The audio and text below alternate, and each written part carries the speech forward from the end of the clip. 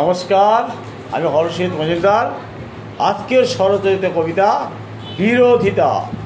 চরিত্রে নীরবতা, শান্ত ধীর মুখ, সব কাজে বিরোধিতা, অশান্তি ও সুখ। ছোট বড় নাই জ্ঞান, নিজে বড় ভাব, পরিবার কষ্টে কাঁদে, জাহির স্বভাব।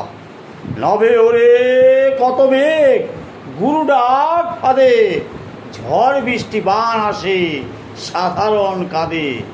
অধমের ধাম হয়ে কাঁদছে সর্বদা, লাভে চলে বদনীতি, বুদ্ধিজীবী পদা।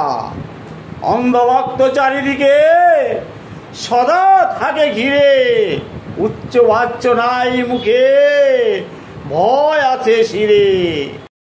বন্য পশু লাজে মরে, এরা শ্রেষ্ঠ জীব, মেরুদণ্ড সোজা নাই, বনে কাঁদে শিব।